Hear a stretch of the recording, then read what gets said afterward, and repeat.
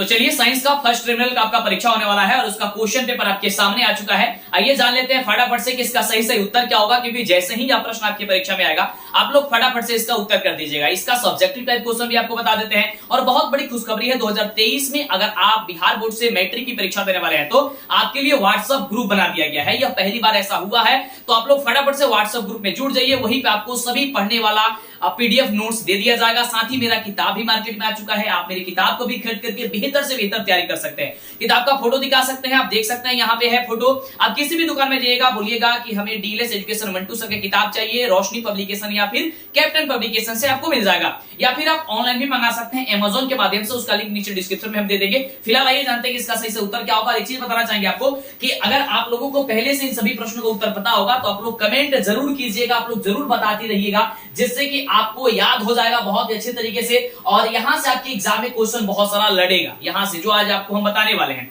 Board के exam में भी लड़ेगा। ये तो आपका फर्स्ट टर्मिनल वाला है, यानी कि ये आपका प्रथम परीक्षा है, लेकिन जो आपका फाइनल परीक्षा होगा उसमें भी यहां से क्वेश्चन बहुत ज्यादा लड़ता है। ठीक है, तो काफी खास है। साथ ही एक बहुत बड़ी खास बता दें कि जब तक चैनल को सब्सक्राइब नहीं करेंगे आप लोग ना लाइव कमेंट कर पाएंगे और ना ही आपको आगे से वीडियो मिलेगा, क्योंकि ये यूट्यूब का नया नियम आ चुका है।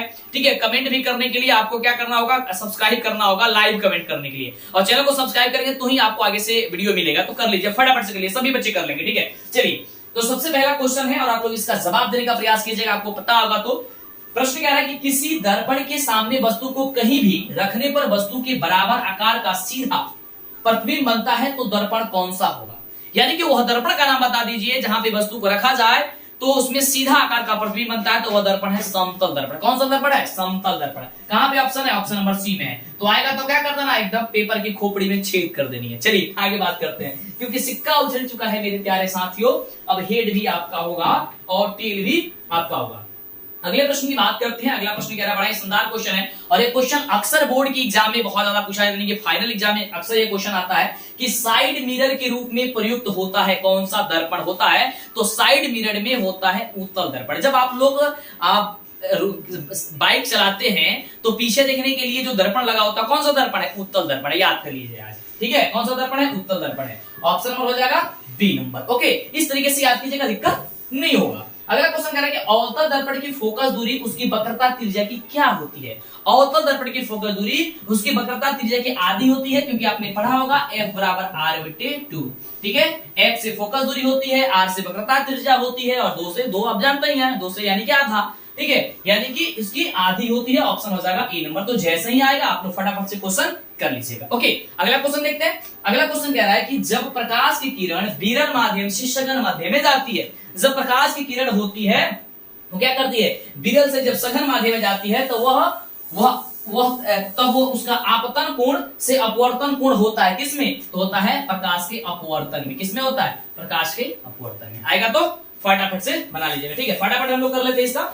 चलिए, चैनल को सब्सक्राइब नहीं किया जरूर कीजिएगा, नहीं करेंगे फिर आपको आगे से वीडियो नहीं मिलेगा। मेरी किताब वगैरह खरीद करके आप बेहतर तैयार कीजिए। आप मेरा ऐप भी डाउनलोड कर लीजिए, प्ले स्टोर पे जाइए, लिखिए डीएलएस एजुकेशन मंटू सर या फिर डीएलएस एजुकेशन या फिर मंटू सर, कुछ भी लिखिएगा आ जाएगा। नीचे डिस्क्रिप्शन में लिंक भी दिया गया, परेशान मत होइए। अगला है कि एक गोलीय दर्पण की फोकस दूरी जो है प्लस 20 सेंटीमीटर है। यह गोलाय दर्पण कैसा है, मतलब यह किस प्रकार का दर्पण है। तो एक बात बस यहाँ छोटा सा याद कर लीजिए, बोर्ड में भी काम करेगा, यानी कि फाइनल एग्जाम में भी काम करेगा। यहाँ पे कितना भी दिया गया उससे मतलब मत रखिएगा, बस ये देखिएगा अगर वह प्लस में दिया गया होगा अंक तो वह होगा उत्तल। क्या होगा? उत्तल दर्पण। अगर माइनस में दिया गया होगा तो होगा अवतल। बस इतना याद कीजिएगा, आपका 1 नंबर बन जाएगा, कहीं पे भी दिक्कत नहीं होगा। ठीक है, तो यहाँ पे क्या हो जाएगा, प्लस में दिया गया था, यहाँ पे हो जाएगा उत्तल दर्पण हो जाएगा। क्या हो जाएगा? उत्तल दर्पण हो जाएगा। चलिए आगे बात करते हैं। अगला क्वेश्चन क्या कह रहा है, देखिए वीडियो को एक एक क्वेश्चन देखिए, एक एक क्वेश्चन देखिए, वीडियो को छोड़ के मत जाइएगा तो पछताइएगा फिर, है ना। तो पछताने वाला काम ना होना चाहिए।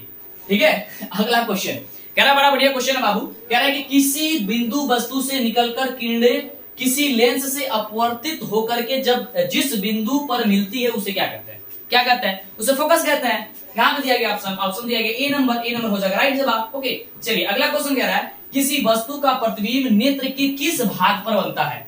यानी कि जब हम लोग देखते हैं, हम लोग का जो आंख है वो आंख के किस भाग पर किसी वस्तु का प्रतिबिंब बनता है, तो यार के रेटिना बनता है। ठीक है, रेटिना को ही हिंदी में कहते हैं दृष्टि पटल। क्या कहते हैं? दृष्टिपटल। देखिए यहाँ पे दे दिया गया है रेटिना या दृष्टिपटल। तो जैसा ही आएगा आपके एग्जाम में, आपको सोचना समझना नहीं है, फटाफट से कर लेना है, ठीक है।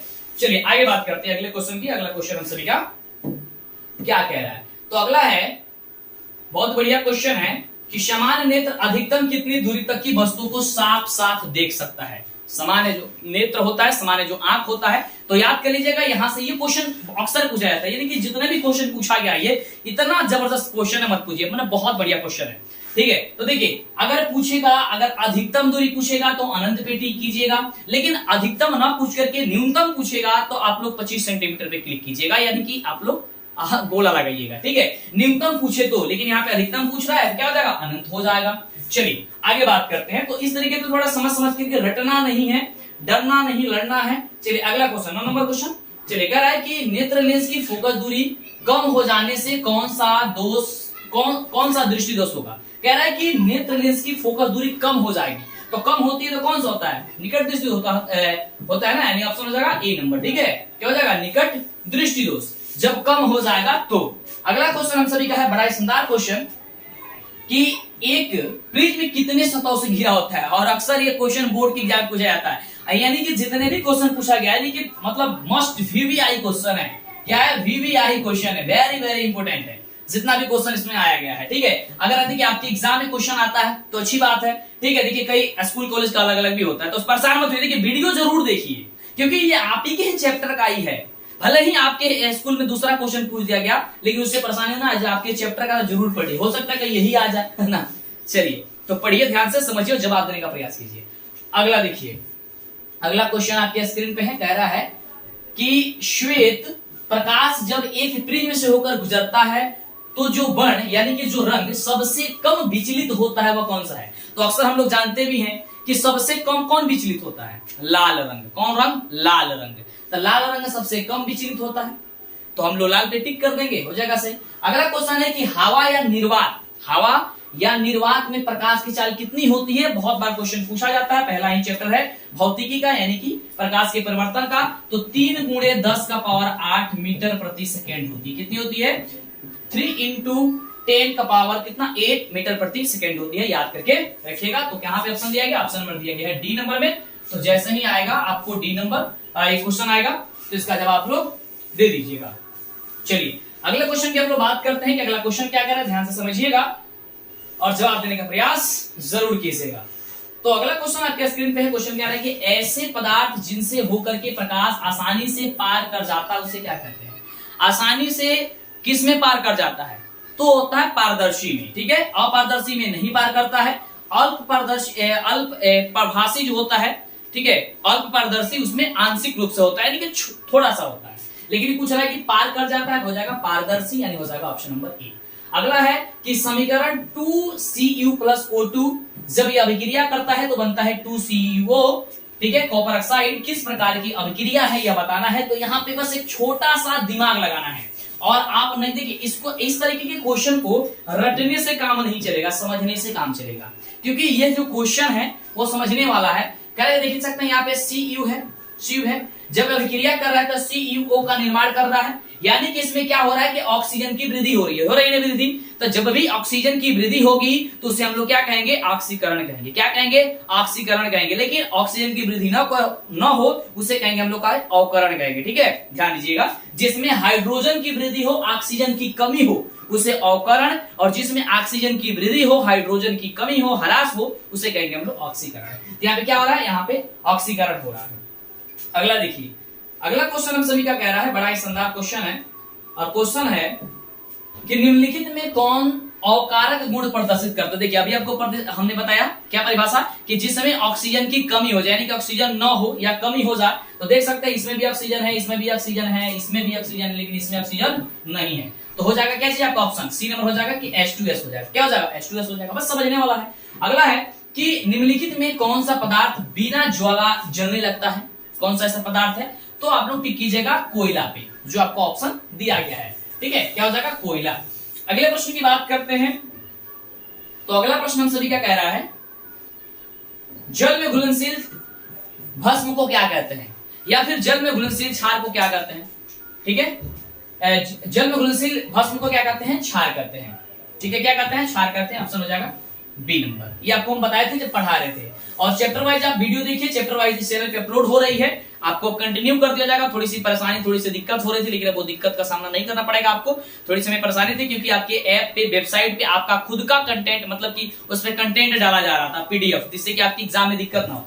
तो इसलिए हम बिजी थे, इसलिए थोड़ी सी दिक्कत हो रही है, लेकिन आगे आने वाला कुछ ही दिनों या कुछ घंटों में सब कुछ सुधर जाएगा। और फिर आपका जो तैयारी हो रही थी पिछले कई वर्षों से, उस तरीके से और उससे जबरदस्त तैयारी होगी और इस साल जबरदस्त रिजल्ट आएगा।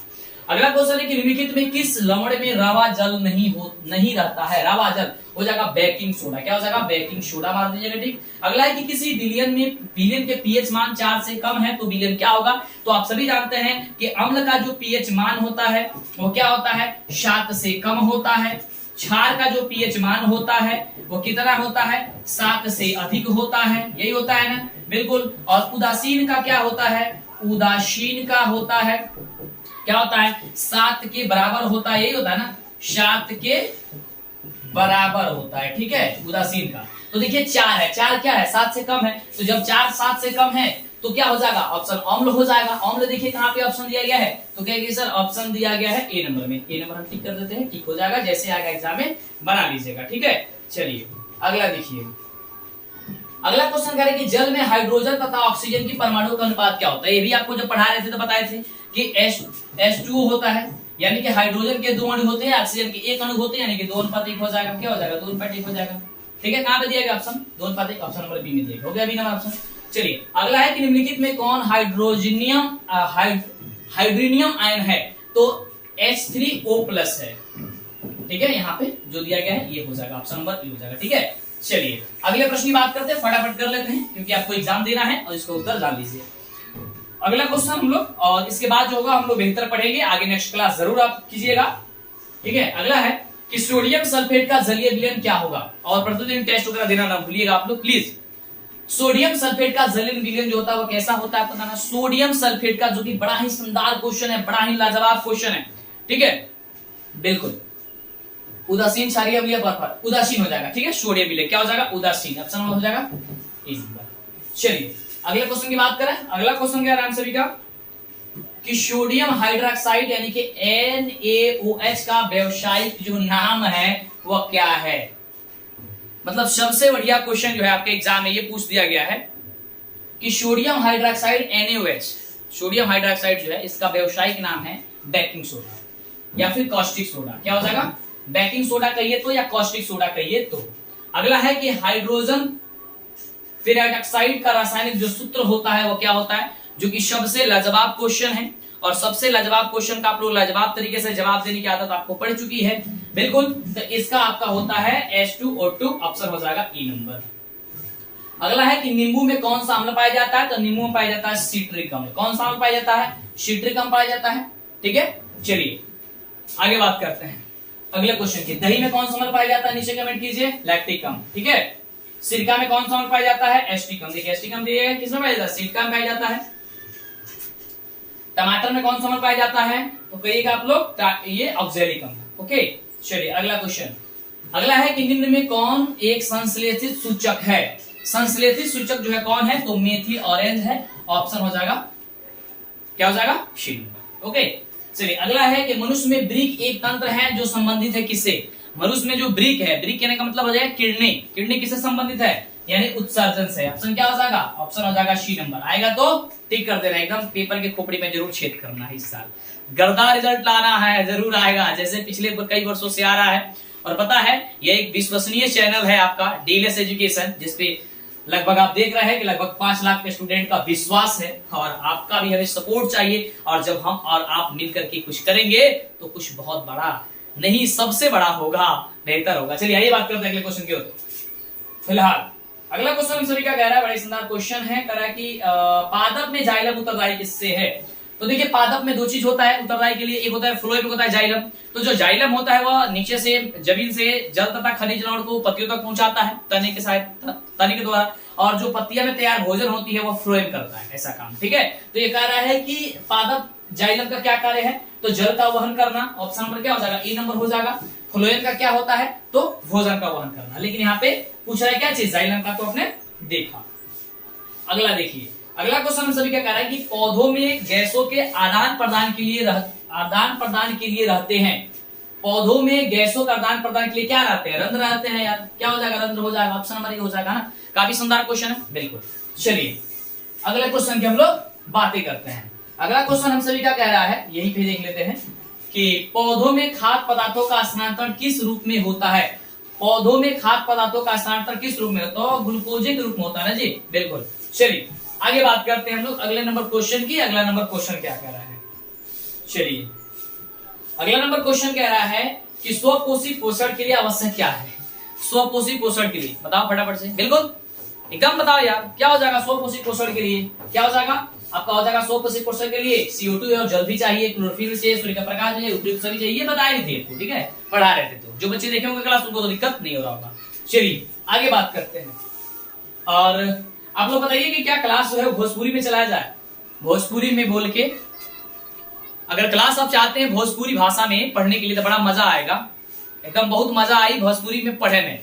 तो अगर भोजपुरी चाहते रहोगी तो नीचे कमेंट जरूर कर दोगी। भोजपुरी भी पढ़ा के कोशिश करी जाए और ताकि समझ में आवे, मतलब कोनो भी तरीका से समझ में आवे के चाहिए, है ना। तो अगर भोजपुरी में मजा आता अगर पढ़े में तो भोजपुरी में भी हम पढ़ा दें, कोनो दिक्कत नहीं है। ठीक है, हमने के मस्ती भी होत रही और पढ़ाई भी होत रही, काफी जबरदस्त हुई ना। बिल्कुल। तो कमेंट अगर ज्यादा कमेंट लाइक आई तो बिल्कुल कोशिश करें कि हम बना दें भोजपुरी में। चलिए अगला क्वेश्चन देखते हैं हम लोग कह रहे हैं कि दही के जमने में कौन सी अभिक्रिया होती है? जब दही जमेला तो कौन सा अभिक्रिया होला? तो होला किण्वन। कौन सा होला? किण्वन अभिक्रिया। यानी हो जाए कहां पे किण्वन है? गायब हो गया ना, इसी नंबर में है। किण्वन होता है। क्या होता है? किण्वन। यानी कि वो जो अभिक्रिया होला वो किण्वन अभिक्रिया होला दही के जमे में। ठीक बात है। इस तरीके से पढ़ाई होत रही, मजा होत रही, है ना। भोजपुरी में भी पढ़ाई हुई, कितना मजा आई ना। हमने की भाषा भोजपुरी बहुत मतलब कि जबरदस्त भाषा है। ठीक बात। चलो अगला क्वेश्चन देखा। कह रहा है क्वेश्चन हम सभी का कि रक्षित कोशिकाएं पाई जाती है। जो रक्षित कोशिकाएं होती है वो पाई जाती है किसमें पाई जाती है? यप हाँ बिल्कुल, कमेंट करते रहिए, कमेंट करिए। बिल्कुल।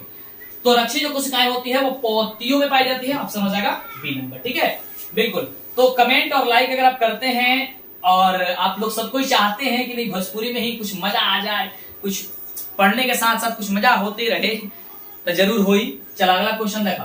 अगला क्वेश्चन कह रहा है कि एक अर्ध परागम्य झिल्ली से जल विसरण की क्रिया को क्या कहा जाता है?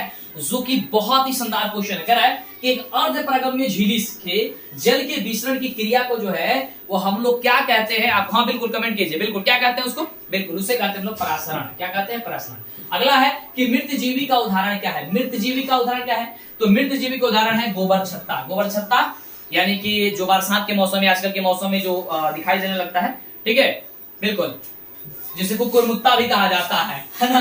गोबर छत्ता को कुकुरमुत्ता भी कहा जाता है भोजपुरी भाषा में। चलो आगे देखो। अगला क्वेश्चन कहा था कि मानव हृदय में कोष्ठक होते हैं। फटाफट से बताओ लोगी कि मानव हृदय में कोष्ठक कब होला? कब होला? 4 गो होला। याद करके रखे के बारे। बिल्कुल कब होला? 4 गो होला। तो जहां पे भी अगर आई ऑप्शन नंबर सी, मतलब 4 आई उसी ठीक करे के बाद। ठीक बा। चल अगला देखिए क्वेश्चन सभी का क्या कह रहा है। बड़ा बढ़िया क्वेश्चन है। कह रहा है कि स्टेथोस्कोप द्वारा क्या मापा जाता है? क्या मापा जाता है उसके? उससे मापा जाता है रक्तदाब मापा जाता है। क्या मापा जाता है? रक्तदाब मापा जाता है। ऑप्शन हो जाएगा स्टेथोस्कोप से। ठीक है चलिए क्या हो जाएगा? ऑप्शन नंबर हो जाएगा बी नंबर। हाँ चलिए बिल्कुल कमेंट कीजिए। अगला क्वेश्चन हम सभी क्या कह रहा है, बड़ा ही शानदार क्वेश्चन है। कह रहा है कि निश्वास द्वारा निकली वायु में रहती है। निश्वास द्वारा जो निकली वायु में रहती है, हाँ कमेंट करते रहिए। बिल्कुल क्या रहती है? वो रहती है आपका CO2। क्या रहती है? CO2। ऑप्शन हो जाएगा ए नंबर।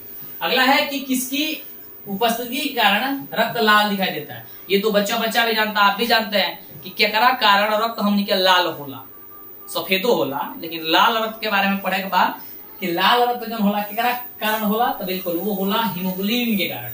यानी कि हीमोग्लोबिन हो जाएगा ऑप्शन नंबर बी। तो जैसे ही आएगा ऑप्शन नंबर बी आपको कर देना है टिक और ये हो जाएगा आपका सही जवाब। अगले प्रश्न की बात करते हैं। अगला प्रश्न सभी क्या कह रहा है, बड़ा शानदार क्वेश्चन है कि 2 न्यूरॉन के मध्य खाली स्थान को क्या कहते हैं? और जब 2 न्यूरॉन होते हैं उसके मध्य जो खाली स्थान होता है उसे कहते हैं हम लोग सिनेप्स कहते हैं। क्या कहते हैं? सिनेप्स कहते हैं। कहां पे ऑप्शन है? ऑप्शन क्या रहेगा? अच्छा याद कर लीजिए, सिनेप्स कहते हैं। ठीक है, यहाँ पे ऑप्शन गायब हो गया है एडिट करते हुए, बनाया है जब गायब कर दिया है ना। सिनेप्स कहते हैं, उसे याद कर लीजिएगा।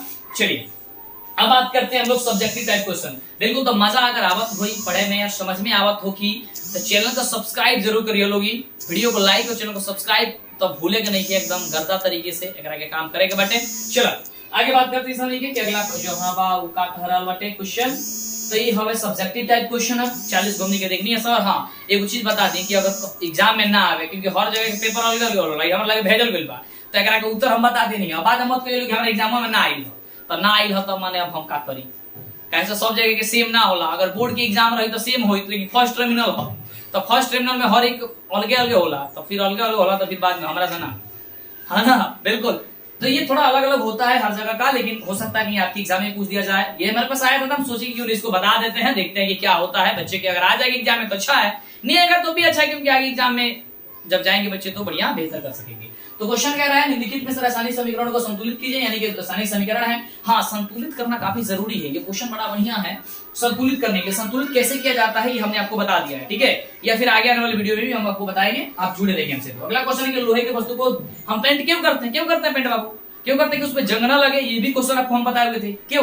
क्योंकि जब हम लोग कोई भी चमकदार वस्तु को लेकर आते हैं जैसे लोहे का, और उसे खुला वायु में छोड़ देते हैं, क्या होता है उसमें जंग लग जाता है। तो उसको पेंट क्यों, इसीलिए पेंट किया जाता है कि जंग न लगे, उसकी ऊपरी सतह ढक जाए, यानी कि वायु से और नमी से उसका संपर्क टूट जाए, यानी कनेक्शन टूट जाए। जब कनेक्शन टूट जाएगा तो उसका क्या होगा, आपका संचारण नहीं होगा, यानी कि वो खराब नहीं होगा। अगला देख लीजिए क्वेश्चन क्या है सब्जेक्टिव में कि दो खनिज अम्लों के नाम लिखिए, नाम और उसका सूत्र लिख दीजिए दो खनिज का।